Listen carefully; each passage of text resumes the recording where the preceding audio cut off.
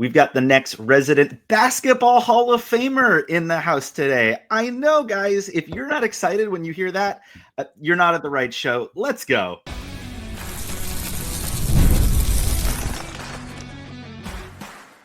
You are Locked On Women's Basketball, your daily podcast on women's basketball. Part of the Locked On Podcast Network, your team every day.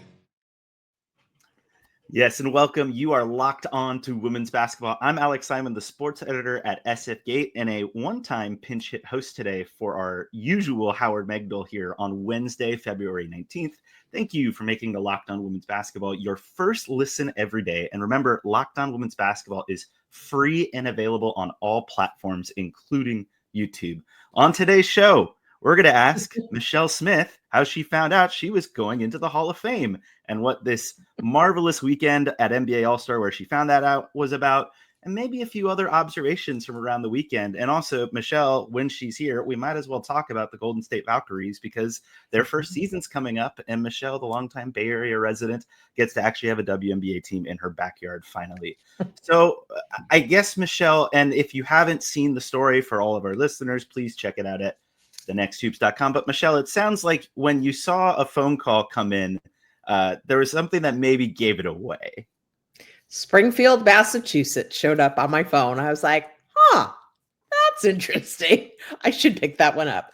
Yeah. And it was the president of the Naismith Basketball Hall of Fame telling me that I had won the Gowdy Award. And it's interesting because talking with over the weekend other Gowdy Award recipients who were there, they asked me, interesting, did you cry? I was like, I didn't, but I smiled and I sort of gasped and you just sort of absorb it. It's it's a surreal phone call to get. And I guess timeline wise, it was announced to the public on Friday. How much of an event? When was that call? 2 days. Wednesday. Wednesday, I got the call. And then it was funny because, they were like, well, we're having this press conference and I'm sure you're not able to make it. I'm like, no, I am. I was going to say, I don't know if you had plans on Friday, but all of a sudden, all of those went away, I would imagine. I took the day off work from the day job. Yeah, for sure. So I was like, no, I will be there. I just wanted to be there for that, obviously. And it was fun. It was great. You've obviously received a bunch of awards over the years and even honors like this, but especially I've noticed from the stuff on Friday that people that you've covered and kind of been around for a lot of your career, Tara Vanderveer especially was there on Friday, just to kind of see the community there. I have to imagine that maybe meant more even than just getting the phone call in that way. Yeah, I've gotten a lot of notes from people that I've built relationships with in the game over a long time, which for me has always been the best part of what I do in women's basketball is building relationships, even with the people you cover, but just to have, I've heard from Lindsay Gottlieb and I've heard from different coaches and, heard from folks, Debbie Antonelli, who got the Gowdy last year for broadcasting. And, the people I've heard from who are part of this community who are, I always call them, at this time of year, I get to be around my basketball people. And it really is it's a community where people will root for one another and celebrate one another. And yeah, Tara was, when I texted Tara to tell her and she said, well, this deserves a phone call. And she called me back. And I didn't know that Tara's just joined the Hall's Board of Governors in her copious spare time in retirement. And so she was going to be there and she'll be in Springfield. And so that will be great. Tara is, if not responsible, the catalyst for a long career for me in covering women's basketball. And so it only seems right. And then there's the small matter of this book that I have coming out. And so on Stanford and Tara. And so to have her there seemed right. Michelle, we go back a long way as two Bay Area folks. And I just have to ask, when you were covering the Stanford Cardinal and getting snowed in and having to sleep in a high school gym up in, I think, was it Pullman, Washington, or a town outside of Pullman? It was, and I was not on that trip, but as a result of that trip, I think they had a little PTSD because I think the following one or two trips after that up to Pullman, I was getting in my rental car to follow the team from Spokane to Pullman to go to the Washington State game. And Amy Tucker, the associate head coach, said, get on the bus. They were not having me in a car behind them. She said, you're not doing this by yourself. Just get on the bus. the funny part about that is Tara, very structured, very structured. Tara had my seat picked out and told me, "You're sitting here." And then I had to sit in the seat. And then after the game was over, we were doing post-game interviews, and I was banging out a story. And, given the time, it was not surprising that it was, Stanford had beat Washington State pretty handily at that point. And she stuck her head in the press room and said, "The bus is leaving, wrap it up, let's go." And then I had to rush my way through the story and hop on the bus. So I have the related story, which is the result of them having to sleep in that gym and not wanting to leave somebody behind. So that was one of so many stories. Yeah, I was going to ask, with the career that you've covered women's basketball at so many outlets at this point. Is there a moment in the career that just stands out as this is the event that felt like whatever the moment might be, where like, this is the thing I want to do forever now, is just be in this sport in that way? Yeah, I mean, I think that there's different moments. You can go anywhere from covering a team that got to the Elite Eight 4 years in a row with Stanford and then finally broke through with Candace Wiggins in Spokane against Maryland, and watching Candace dribble that ball off the court, and watching Tara just sort of who doesn't usually or wasn't at that point as emotional, I think, as she actually is now, sort of watching her glasses fog up and watching them celebrate getting back to the Final Four after not having gone for such a long time.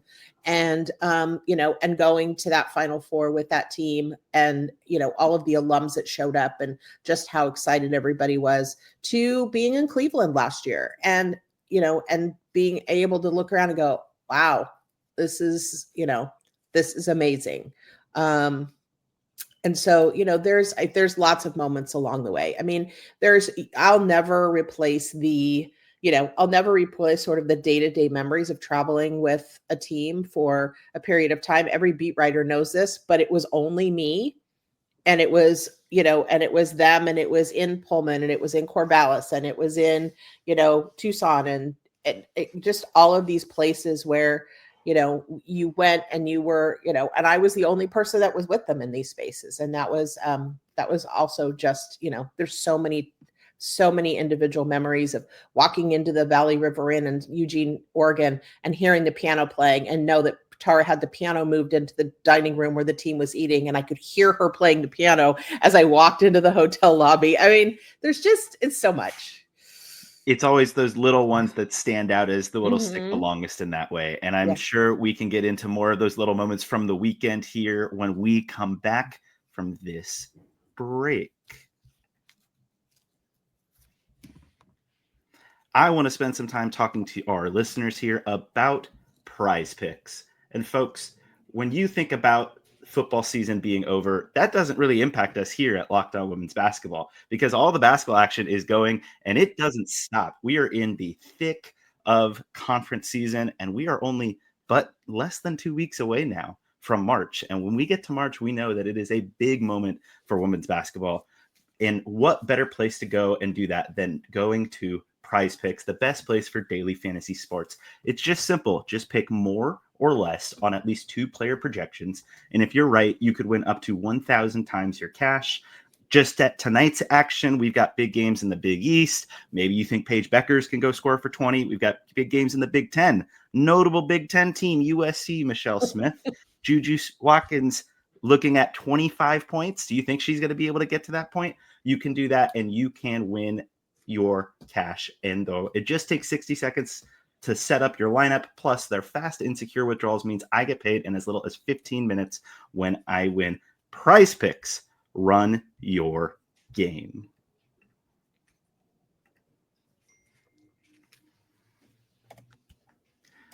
Welcome back. Coming up, we are going to take a look throughout this past weekend, because the entire basketball world came to Michelle's backyard, obviously just to celebrate her, but also, I guess, to do some of the NBA All-Star break stuff. Michelle, how busy was this weekend for you once you found out about the Friday plan? Ironically, I did everything but Sunday. I was there Friday for the Hall of Fame announcement. I was there Saturday for All-Star Saturday night. And, and I'll be honest, I was there hoping, because I had been credentialed a while ago, hoping we were going to see a shootout with some WNBA stars, hoping, I think we knew, a couple weeks out maybe that Caitlin Clark had decided not to do what I think it was everybody's sort of fantasy scenario, which was, Steph, Sabrina, and Clay and Caitlin. And when that didn't happen, I was still hoping for Sabrina and Steph and was going to, haul over there for Sabrina and Steph. So it was, for me, for somebody who covers women's basketball, it was a disappointment that didn't happen. Adam Silver said in his pregame press conference that he talked to everybody and they just weren't feeling it. I don't understand. I thought it was just a really sort of strange way to sort of address the issue. I guess that it could be just as simple as that, but it just seemed so, it's Sabrina's backyard. It's her, hometown or home area, Steph, it just seemed like such a miss. But there were it was interesting to see, the Valkyrie players come into the space. It was impossible to get around the city on Saturday. Impossible. The Lunar New Year Parade brings 500,000 people into the city, plus the All-Star activities. And there was an event with W players that was over at City Hall. You couldn't get there and you couldn't get back. There was Tip Hayes ended up in the car an hour and a half to go 3 miles because the Valkyries sent her out to do a community appearance. And then they were trying to get her back in time for the All-Star Weekend festivities. And she rolled in right before the dunk contest, which we know is the last event of the night. It was a miss in multiple ways, I think, for the Valkyries and the W. It just wasn't, putting that 2x2 tournament way over at City Hall where nobody could get to when you've got W players in the mix. I know they want to spread it out geographically, but putting the W and the Valkyries a little closer to the center of gravity at Chase or even at Oracle would have been great. And neither one of those things really happened. Yeah. I mean, I was at a lot of the events for the full-time job that I have. And the only real Valkyries presence that I noticed on the whole weekend in an official capacity was Kayla Thornton playing in the celebrity game, which I think a lot of people in the women's basketball space kind of still eye roll at a little bit, especially nowadays compared to the past. But that ends up being really the only big notable moment in the public facing, broadcast on television, NBA content from the weekend, let alone kind of the ancillary stuff. I know the Valkyries hosted plenty of events at their practice facility that they've just recently renovated. I know you've been there. But it's still, that's over in Oakland, kind of near where all of the action was happening in San Francisco. It felt very curiously absent to me at a lot of the stuff, especially on Sunday itself. I know we get to the day of the game and kind of a lot of people are ready to leave All-Star Weekend, but there was really not even too many in-game things that I noticed that were about the Valkyries, if any. You obviously see plenty of their logos. I mean, fans are super excited about this team, right? But it seems like the league and the locals just didn't really notice it that much this week. They debuted their locker room space, but without doing any media tours. So they just sent out video and a press release and then at one point, I had asked if we could do an interview with somebody in the locker room space. And I was told, no, it's, not yet. Yeah, you just opened the locker room and showed everybody some beautiful pictures. This isn't bag on the Valkyries. I just thought that there were opportunities that were missed, and I don't, you don't get those back. But on the other hand, I think we turn the page because they're going to tip off here in a couple of months, and I think they're going to have plenty of excitement. But yeah, I mean, and then I just have to tell a funny story about Friday because I was in an elevator heading down to the press conference at one point, and so in the elevator was my husband and I. Tara Vanderveer, Ann Myers, Jerry Colangelo, Pat Riley, and Spencer Haywood. I was like, what is happening? So that was quite an elevator ride. And then the other thing that I just found hilarious was Pat Riley had walked into this little reception space and I was chatting with Tara and I said, have you ever met Pat Riley? And she said, no, but he's from Schenectady. And so she skittered over to talk to him because she grew up in Schenectady. And the exchange between the two of them was it was, hi, I'm Pat Riley. Hi, I'm Tara Vanderveer. It was like, what? What? I would feel as if those two, even without ever meeting, would know who each other was in that way. At least when they walk up. It was hilarious. And I know, I mean, even there's been a few events even for you beyond the All-Star weekend that you've been going through at this point. And one of them, I think you were telling me, was with Tara very recently. So last night, so Tara Vanderveer is teaching a class at Stanford called a master class with Tara Vanderveer. And she's got about 400 people registered for the class. The majority of them are doing it online, but the room that they do this in, this lecture room at Stanford Athletic Center, was just packed with people. And she's been doing this for several weeks. And so it just happened to be, this was the week she had invited myself and Killian and Janie McCauley to come speak about media in front of the class. But, walking in and, we walked in and she's at the, she's got her podium and she's got her laser pointer and she's diagramming defensive scout for a room full of people who are taking notes and paying just absolutely rapt attention. I'm going to write about it for the next, because it was really, really fun. But we got to sit and she asked us questions, and we got to be on sort of on the other side of that, where Tara asked us questions and the folks asked us questions. And I had no idea there were more than 300 people on Zoom. I'll be honest. We were in the room and we were having a great time. And then her student assistant got off and said, yeah, there's 300 and something people on this Zoom. I was going to say, that sounds like it was not told to you until after you had already started. Her class, but that class has been sold out, and she's been interviewing different people. Violet Palmer, the head of officiating for formerly the Pac-12, who still does some of that work, I think, for some of our West Coast conferences. Violet was there to talk about officiating, and she had a whole interactive thing that said, make that call, and people had to decide what call they were making. And she's got Steve Kerr coming in a couple of weeks, and she's got Lexi Hull coming in a couple of weeks. And so she's filled, I think Jen Azie's already done it, and she's filled this whole thing with speakers. But being in Professor Tara, she's always been a teacher. She's always been a professor of the sport. And so now she's actually putting that to work. It doesn't surprise me at all that if Tara Vanderveer calls and asks you to come talk to her class, there's a lot of people that are saying, yes, of course. You have to go. You have to go.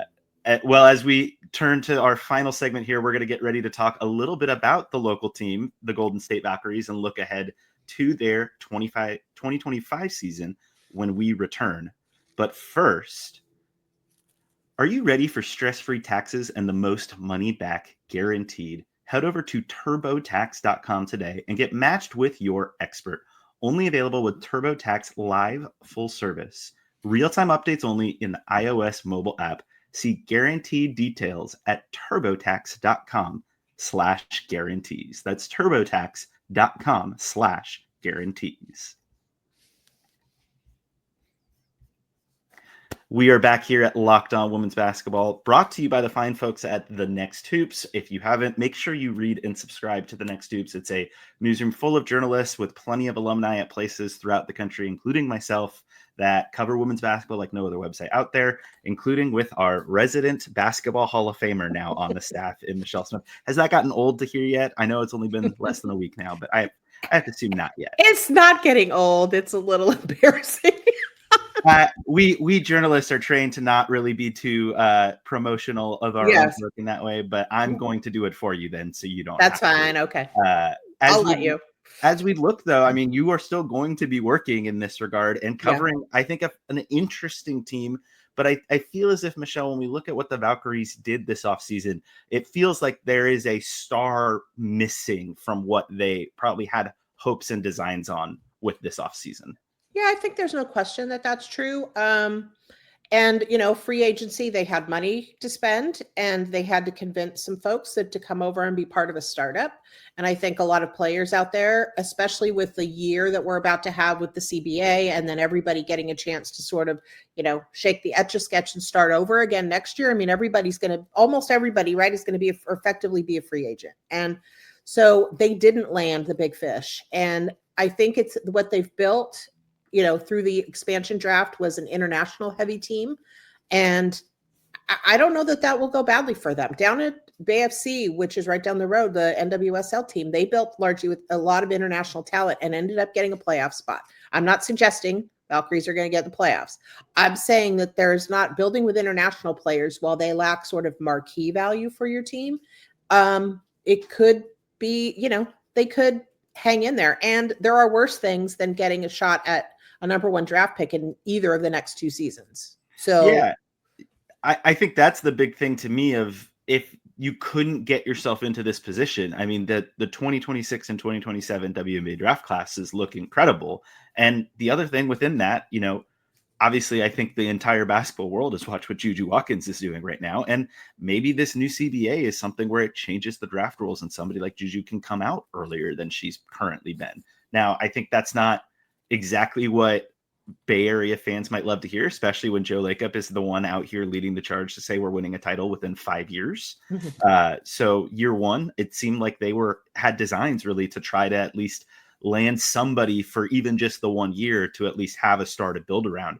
At this point, do you feel as if, they even have regrets about maybe their asset accumulation or how they handled the expansion draft?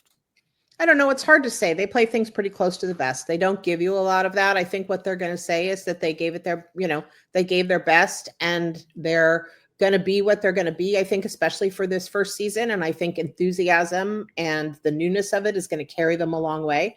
I talked to somebody within the league who said that they hope that, Portland and Toronto are watching and that they have an understanding of what it's like. I mean, for the players to have touted for a long time, we want expansion, we want more roster spots in the league.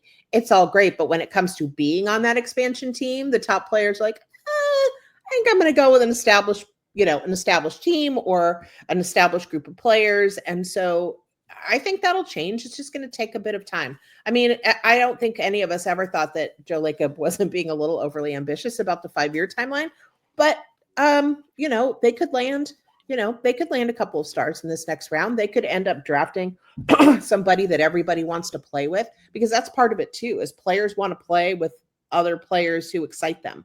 And, that's, maybe that's going to be the Valkyries this time next year. Yeah. And there's a part of me that thinks about the idea that what the Warriors as an ownership group, when they got a WNBA team, thought that they had, that was the exception in terms of just this immaculate arena in that regard, personalized and secure facilities. Like even within the 18 months from when they get the team announced to now that they have a team, those have turned from what I think was the exception to more of the norm in that regard, that it maybe they thought they were going to stand out relative to the rest of the league. But all of a sudden now that is very much, kind of par for the course. Maybe you get people to come through the arena in year one in the league and you see the facilities as the WNBA players do. And it's easier once you actually have been in the physical space. But I do wonder if they kind of were hoping that just by the name association of what they are and who they built, that would be enough of a draw. And it, at least for year one, that hasn't proven to be the case for the big name free agents. No, you're right. I mean, other people are building facilities. Other people have track records. The free agents are gravitating towards specific teams for a reason. I mean, there seems to be sort of an accumulation happening in a couple of spots, Indiana, Phoenix, places with, facilities or players, people want to play with Caitlin Clark. People want to be part of whatever, what's going on in Indiana. People want to be part of what's going on in Phoenix with the new facilities.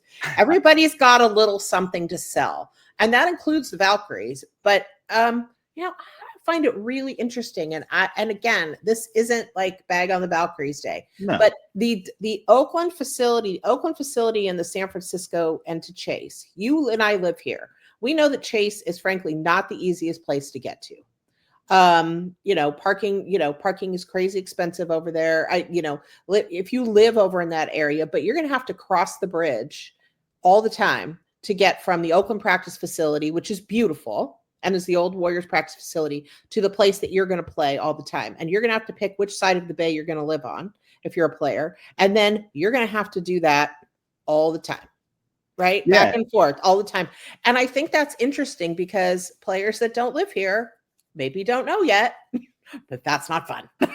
I mean, look, I love me some public transit, and it's actually not, I feel like, all that difficult public transit wise, but I'm also not a professional basketball player who people might recognize and stop on the train if I'm, it's a quick little BART ride across the bay and then you ride Muni down. But for those of us who know that in the Bay Area, that's easier said than done when you are a celebrity of any note in that regard. I did not happen to see too many celebrities taking the T line down to Chase Center like I was all weekend in that way on Muni there. So perhaps that it is a tricky dilemma that they have to deal with.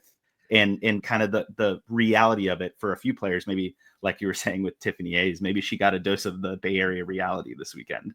Yeah. I mean, I don't think that that's necessarily I just think it's an interesting thing that players are going to figure out, and they talk to each other, right? Like, man, over that bridge all the time though is, it's kind of a pain, and, they're going to talk to each other. I mean, I think at some point I feel like the Warriors may have to move their practice stuff, move over to San Francisco. That facility in Oakland is really, really nice. They left that facility when they left Oakland. They do a lot of educational programs there. They've used that facility for a lot of things, but it's not just a bridge right away.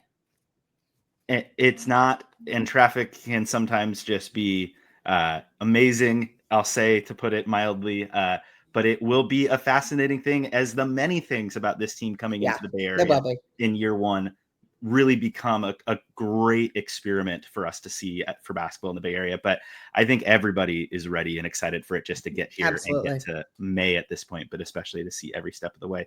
Well, folks, thank you so much, Michelle, for coming to join us today. Where can people find Hall of Fame level writing on women's basketball?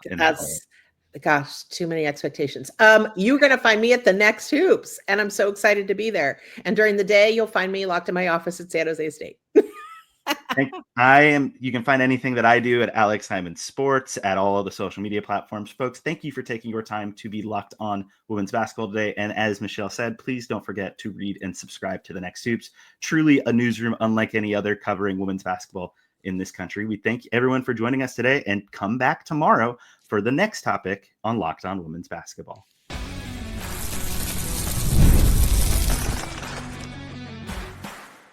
You are Locked On Women's Basketball, your daily podcast on women's basketball. Part of the Locked On Podcast Network, your team every day.